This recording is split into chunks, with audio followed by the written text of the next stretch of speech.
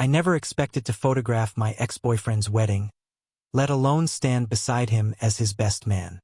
But when Jasper locked eyes with me across the crowded vineyard and made that impossible request, my entire world tilted on its axis. The California sun poured down like warm honey over the rolling hills of Napa Valley, turning the rows of grapevines into a sea of emerald and gold. I arrived early that Saturday morning in June, my camera bag slung over one shoulder and a professional smile already plastered on my face. Finley Hayes, wedding photographer for hire. That was my title now, 2 years after Jasper and I had called it quits in a rainy Chicago apartment. I told myself this gig was just another paycheck. Another pretty couple sang forever in front of strangers. The venue was breathtaking. A private estate with white linen tables fluttering in the breeze and fairy lights already strung through the oak trees for the evening reception. I set up my tripod near the altar, testing angles while guests trickled in wearing pastel suits and flowing dresses. A few of Jasper's old college buddies waved, their faces flickering with recognition and the awkward pity people reserve for the ex who shows up anyway. I nodded back, kept moving. Professional. Detached. But inside, every click of my shutter felt like a small betrayal of the heart I thought I'd stitched back together. Jasper had moved on. He was marrying Ethan, a kind-hearted marketing executive he'd met at a charity gala in San Francisco. I'd seen the engagement photos online, the ones where Jasper looked happier than I'd ever made him. Or at least that's what I told myself on the long drive up from my tiny studio in the Mission District. I was adjusting a light reflector when I heard his voice behind me, low and familiar like an old song I couldn't forget. "Finley? You actually came." I turned slowly, and there he was. Jasper Callahan, 30 years old, broad shoulders filling out a charcoal tuxedo that probably cost more than my rent for 6 months. His dark hair was perfectly styled, but those hazel eyes still held the same restless spark that used to keep me awake until dawn talking about dreams and fears. He looked good. Too good. The kind of good that made my chest tighten even after all this time. "Yeah," I said, forcing lightness into my tone. Couldn't pass up the chance to capture the big day for one of Napa's most eligible grooms. "Congratulations, man. Ethan's a lucky guy." Jasper stepped closer, close enough that I caught the faint scent of his cologne. The same woodsy one he'd worn the night we met at that dive bar near campus. "I wasn't sure you'd accept the booking. My assistant handled it. I wanted you here." Before I could process that, his phone buzzed. He glanced at the screen and his face fell. "Damn it. My brother just texted. Flight delay in Denver. He's not going to make it in time for the ceremony." Jasper ran a hand through his hair, the first crack in his polished exterior. "He was supposed to be my best man." I shrugged, already calculating how to frame the next shot around the empty space beside him. "You'll figure it out. You always do." But Jasper didn't walk away. He just stood there, staring at me like I was the answer to a question he hadn't asked yet. The breeze rustled the vines around us, and for a second it felt like we were back in our tiny Chicago walk-up, arguing over whose turn it was to do laundry while the city lights blinked outside the window. Guests were arriving faster now. Jasper's father, a stern retired banker from Illinois, shook hands with relatives and shot me a quick, cool nod. He'd never approved of us. Still didn't, apparently. Ethan's parents, warm and Midwestern, chatted animatedly with the wedding planner. I lifted my camera and started shooting candid moments. The way the light caught on champagne flutes, the nervous laughter of bridesmaids in pale lavender. Inside my head, memories kept intruding. The day Jasper's father had found out about us during a surprise visit. The shouting match in the living room. Jasper standing frozen between his dad's demands and the life we'd built together. "I need time," he'd said that night, packing a bag while I sat on the edge of the bed, feeling the floor drop out from under me. 2 weeks later he was gone, back in the closet to keep the peace. I moved to San Francisco 6 months after that, chasing sun and distance. A hand touched my elbow. Jasper again. "Finley, can we talk for a second? Privately?" I followed him behind a cluster of potted olive trees, away from prying eyes. His face was serious now, the groom mask slipping. My brother's not coming. The airline can't get him here until tomorrow. I need someone I trust up there with me. Someone who knows me, really knows me. I laughed short and sharp. Jasper, I'm the photographer. I'm supposed to be behind the lens, not in the pictures. He stepped closer, voice dropping. I don't want a stranger standing next to me when I say my vows. I want you. The words hung between us like smoke. I stared at him, heart hammering so loud I was sure the entire vineyard could hear it. This was supposed to be his perfect day. Not a stage for our unfinished business. But Jasper was looking at me the way he used to when the world felt too heavy and I was the only thing that made sense. Please, Finley, be my best man. The request landed like a thunderclap on a clear day. Be his best man. The man who'd once planned a future with me now wanted me to hand him the ring that would bind him to someone else. I opened my mouth, closed it, searched for the professional boundary I'd spent 2 years building. Jasper, you can't be serious. Ethan, your family, the guests, they'll talk. He didn't flinch. Let them. This day is about honesty, right? And you're the most honest thing in my life right now.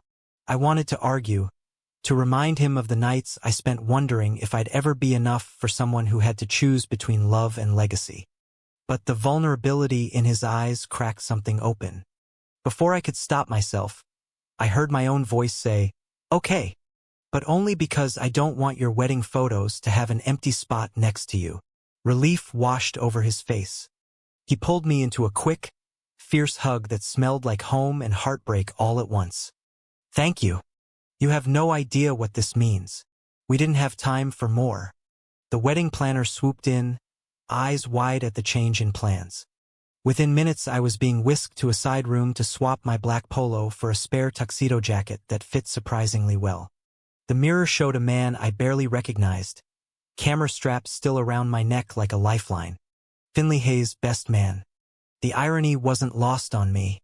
Ethan found me as I adjusted the boutonniere. He was tall and blonde, the kind of guy who looked like he belonged in a catalog. Jasper told me, he said quietly, offering a handshake that was firmer than I expected. I get it. You two have history. Just be gentle with him today. He's been on edge. I nodded, guilt twisting in my gut. I wouldn't do anything to ruin this for him. But as we lined up for the processional, doubts flooded in. Jasper's father watched me with narrowed eyes from the front row. A couple of older aunts whispered behind their programs. Society hadn't changed as much as we like to pretend, even in progressive California. One wrong glance and the rumors would fly. The string quartet started playing. Jasper stood at the altar, tall and composed, but I caught the slight tremble in his hands. I took my place beside him, close enough to feel the heat from his body. You good? I whispered. He glanced at me, a small smile breaking through. Now I am. The ceremony unfolded like a dream I couldn't wake from. Ethan walked down the aisle to soft applause, his face glowing with genuine joy. Vows were exchanged, rings slid on fingers. I held the small velvet box steady, my thumb brushing the cool metal that wasn't meant for me. Each word Jasper spoke about partnership and forever echoed the promises we'd once whispered in the dark. By the time the officiant pronounced them married, my chest felt tight. I clapped with everyone else, raised my camera, and captured the kiss. Perfect lighting, perfect composition, perfectly wrong for the man taking the pictures. At the reception under twinkling lights, guests danced and laughed. Jasper found me during a slow song, pulling me aside near the bar. You saved the day, Finley. Literally. I sipped my whiskey, letting the burn ground me. Just doing my job. Both jobs, apparently. He laughed softly, but his eyes were serious. It's more than that. Being up there with you. It reminded me who I used to be before I got scared.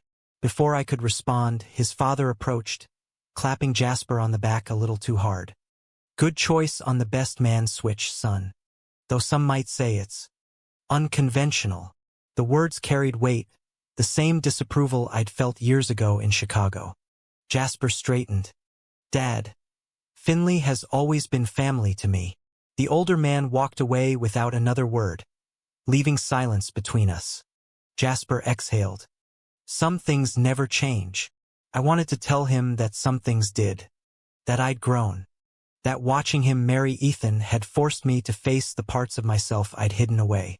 But the night was young, and the dance floor called. The reception stretched into evening, golden hour fading into soft purple twilight over the vines.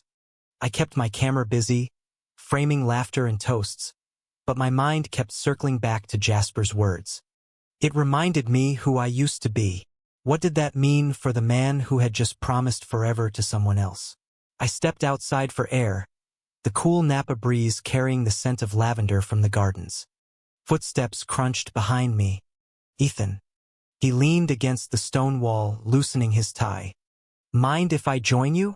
Figured the best man might need a break from all the smiling. We stood in comfortable silence for a moment. Ethan was easy to like, which somehow made everything harder. Jasper talks about you sometimes, he said finally. Not in a weird way. Just the way you supported him through school, the photography shows you dragged him to. He says you taught him how to be brave. I swallowed. He taught me that too. Then life got in the way. Ethan nodded. No jealousy in his voice, just quiet understanding. Family pressure is a hell of a thing. His dad still sends articles about traditional values every holiday. But Jasper's different now. Stronger. A group of our old friends spilled out laughing, including Marcus, the loudest voice from our college days. He clapped me on the shoulder. Finley as best man? Only Jasper would pull that move. You two were epic together, man. The conversation turned light, stories of late-night study sessions and ridiculous road trips. But underneath, the weight of what we'd lost pressed down. Jasper joined us eventually, jacket off, sleeves rolled up. For a moment it felt like old times, for guys who once believed love could conquer anything. Later, alone at the edge of the dance floor, Jasper pulled me into a quiet corner. I need to tell you something, before everything gets too loud. His voice was low, urgent. Breaking up with you. It wasn't because I stopped loving you. It was because I was terrified of losing everything else. My family, my career path, the version of me they expected. I thought if I chose them, I'd be safe. I met his gaze. And were you? He shook his head. Safe, yeah. Happy? Not even close. Guests called for the cake cutting. We rejoined the crowd, but his confession lingered like smoke. I raised my camera again, capturing the way he looked at Ethan with genuine affection. It was real. Yet something in Jasper's eyes when they flicked toward me said the past wasn't fully buried. The night wore on with speeches and dancing. I gave a short toast, keeping it light, focusing on friendship and new beginnings. Inside, my mind raced. Accepting the best man role had been a step into fire, but walking through it was forcing me to confront the man I'd become without him. Steady, independent, still carrying pieces of what we had. Jasper's father watched from the sidelines, arms crossed. Later he pulled Jasper aside, voices rising just enough for me to catch fragments. This display. People are talking. Jasper's reply was firm. Let them talk, Dad. I'm done hiding. That moment, small as it was, felt like progress. Like the identity crisis Jasper had carried for years was finally cracking open under the Napa stars. Midnight approached, and the party showed no signs of slowing. I packed away some gear near the bar when Jasper appeared again, 2 glasses of whiskey in hand. One more for the road, or for courage? We sat on a wooden bench overlooking the valley lights. Today was supposed to be simple, he said. Marry the good guy, smile for the cameras, start the next chapter. But having you up there, it made me question if I was running towards something or away from everything I left behind. I sipped slowly. You can't rewrite the past, Jasper. We both made choices. I ran to California. You stayed in the closet until you couldn't anymore. He turned to me, eyes shining in the string lights. But what if the choice I made today isn't the one my heart wanted? Ethan is wonderful. He deserves better than doubts on our wedding day. My stomach dropped. Don't do this. Not here. Not now. He set his glass down. I'm not calling anything off. I made a promise. But standing next to you today showed me I still have unfinished business with who I am. With who we were. A misunderstanding bloomed between us then. I thought he was hinting at regret that could upend everything. He thought I understood he was choosing growth over comfort. We argued in hushed tones about sacrifice, about how his family's expectations had nearly broken him, about how my leaving had forced him to face his truth alone. Guests began to leave. Ethan joined us briefly, sensing the tension but saying nothing more than good night. Alone again, Jasper reached out, fingers brushing mine for the briefest second. Thank you for being the best man I never deserved. I drove back to my hotel in the dark, the road winding through sleeping vineyards. The day had peeled back layers I thought were healed. Internal conflict raged. Pride in the man Jasper had become versus the ache of watching him build a life without me. The next morning I woke to a text from Jasper. Breakfast before you head back? There's one more thing I need to say. We met at a quiet cafe in downtown Napa, sunlight streaming through the windows onto wooden tables. Jasper looked tired but lighter, like the wedding night had lifted a weight. I talked to Ethan last night, he said without preamble. Not about calling anything off, but about honesty. He deserves to know the parts of me that still carry our history. I stirred my coffee, bracing. And he gets it. More than I expected. Says he saw how steady I was with you up there. But he also reminded me that marriage is about choosing forward, not backward. Jasper leaned in. Finley, you being my best man wasn't just a last-minute fix. It was me finally facing the fear that made me lose you. I sacrificed our relationship for approval that never really came. Now I'm choosing to live without that fear. The conversation deepened, peeling back years of resentment. I told him how the breakup had shattered my confidence, how I'd questioned my worth for months. He admitted the nights he'd almost called but stopped because he thought I deserved better than a man still hiding. Society's whispers, family ultimatums, the quiet prejudice even in liberal circles, all of it had shaped us. A friend from the wedding texted photos. One showed Jasper and me at the altar, my hand steady on his shoulder. The image captured everything. Tension, history, quiet strength. Look at us, Jasper said softly. We grew up together, even when we were apart. We walked the streets after past art galleries and tasting rooms. Jasper stopped at one displaying wedding portraits. I want you to shoot more than just this one day. I'm starting a foundation for LGBTQ+ youth who face family rejection. I need a photographer who understands the journey. Partner with me. The offer landed softly, a position of trust and purpose I never saw coming. Not the romantic reunion my heart had secretly hoped for, but something deeper, a chance to turn pain into impact. I accepted. Back at the estate to pick up equipment, we said goodbye properly. Ethan shook my hand again. No hard feelings. Jasper hugged me tight. This isn't the end of our story, just a new chapter. Driving home to San Francisco, the hills rolling past, I felt something shift inside. The man who'd shown up as photographer had left as someone who understood sacrifice wasn't always loss. Jasper had chosen his path. I'd chosen mine. And somehow, in the choosing, we'd both grown stronger. Weeks later, the foundation launch brought us together again in San Francisco.